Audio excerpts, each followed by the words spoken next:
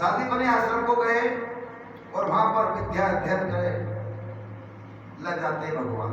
ध्यान देना, अगर हमारा बालक विद्यालय में अगर टाट पट्टी घड़ी कर रहा है, झाड़ू निकाल रहा है, या हमारे बालकों से टीचर ने कह दिया है, अध्यापकों ने कह दिया है, तो हम क्या कहेंगे?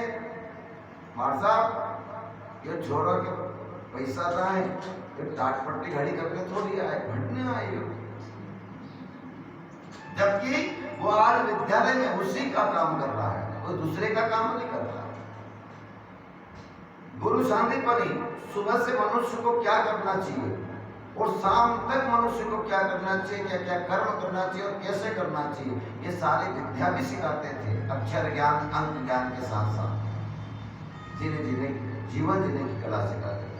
अब सब बालकों को दो बालकों का टीम बना दिया कि दो बालक को सुबह उठना है, ये काम करना है, फिर दूसरे बालक को ये काम करना है, तीसरे बालक को ये काम करना है। सबके अलग अलग जोड़िए कि दो बालक छाड़ दिए। भैया दो बालक उठेंगे, सुबह झाड़ू लगाएंगे, फिर दूसरे बालक निपेंगे, फिर तीसरे बालक टाट पट्टी बिछाएंगे, फिर दो बालक लकड़ी लेने जाएंगे, दो बालक भोजन बनाएंगे, दो बालक भोजन परोसेंगे। सबका काम बांट दिया था कि आज अगर किसी ने टाट पट्टी घड़ी किए तो कल वह झाड़ू लगाएगा, और जिसने आज झाड़ू लगाई है कल वो भोजन बनाएगा। सबका अलग अलग काम, ये सब काम करते रहे सज्जनों। अब भगवान का यह विद्या अध्ययन इकट्ठा करने में लगे रहते हैं और वो धन प्राप्त नहीं होता। भगवान की जो धन हम सारी उम्र मेहनत करते हैं फिर भी नहीं इकट्ठा कर सकते, फिर भी नहीं कमा पाते, वो धन सांदीपनि के आश्रम पर भगवान सहज ही प्राप्त कर रहे हैं। भक्त भगवान की मात पिता और गुरु की वाणी, बिना ही विचार करो शुभ जानी। जो माता पिता के आशीर्वाद देते हैं, गुरु का आशीर्वाद देता है, तो वह अल्पकाल में ही सारी चीज को प्राप्त कर देता है। सज्जनों, अब इधर भगवान अध्ययन कर रहे हैं, समय बीतने लगा। भगवान को वृंदावन से आए काफी समय हो गया है। गोपियां भगवान को याद करती हैं, उनके विरह में बड़ी दुखी है। इधर भगवान को विद्यालय में हिचकी आने लगी कि मुझे गोपी याद कर रही है। अब गोपियों तक संदेश पहुंचाना है और गोपियों का संदेश लेना है। तो किस प्रकार संदेश पहुंचाते हैं भगवान, क्या करते हैं? विद्यालय में सुदामा नहीं और भी कई मित्र थे भगवान के। उनमें से एक मित्र थे उद्धव जी, ब्राह्मण जाति के थे, बड़े बुद्धिमान थे, विद्यालय में A1 नंबर पढ़ने वाले थे। जब विद्यालय में जो बच्चा अच्छा पढ़ता हो तो उसे क्लास मॉनिटर बना दिया जाता था। तो एक विद्यालय के क्लास मॉनिटर थे।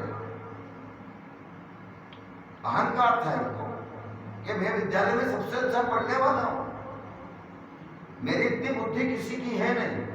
ध्यान देना, भगवान धन का अहंकार भी होगा तो थोड़ा माफ कर देगा, परिवार का माफ कर देगा, लेकिन तुम्हें विद्या का अहंकार होगा ना तो भगवान कभी माफ नहीं करेगा। भगवान ने सोचा कि इतने अच्छे सज्जन हैं लेकिन इनको अपनी विद्या का अहंकार है, इनका अहंकार मुझे तोड़ना पड़ेगा।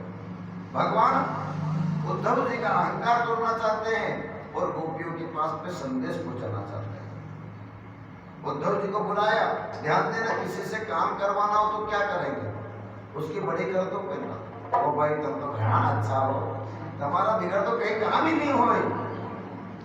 बस केवल सामने वाले की पहले जाके अगर किसी से काम करवाना हो, जैसे भगवान नारायण के पास में देवता लोग आते थे तो क्या कहते थे, ओ शांताकारम भुजन शयनम पद्मनाभम सुरेशु, आप ऐसे हो, आप ऐसे हो, आप ऐसे। भगवान की बढ़ाई कर देगा। तो हम सामने वाले की बढ़ाई करें पहले, अगर उससे काम करवाना है तो पहले उसकी बढ़ाई करो कि आप तो बहुत अच्छे हो। भगवान बड़ाई करने लगे उद्धव जी की कि उद्धव जी आप तो विद्यालय में एक नंबर बुद्धिजीवी हो, आप इतना तो कोई बुद्धिमान है नहीं, आप हर किसी को समझा सकते हो। भगवान जब बड़ाई कर रहे थे तो उद्धव को बहुत अच्छा लगा। मैंने कहा बाप मेरी तो बहुत बड़ाई हो रही है। फिर धीरे से भगवान बड़ाई बंद करके कह रहे हैं उद्धव जी आपसे एक काम था। भगवान ने कहा बोलो। कन्हैया क्या बात है? उद्धव जी हमारे विरह में गोपी बड़ी दुखी है, उनको जाकर आप अपनी नीति धर्म एक कर्तव्य कर्म सिखाओ कि आप कौन हो, अपने कर्तव्य कर्म हमें क्या करना चाहिए, वो मार्ग बताओ उन गोपियों को। आप बताने में बहुत अच्छा है। अब उद्धव जी समझे, अब भाई बहन के समझाना पे नहीं समझे, बोल गोपाल कृष्ण, क्योंकि अहंकार था ना। उन्होंने कहा भाई बहन के समझाना है, मैं सब समझा दूं।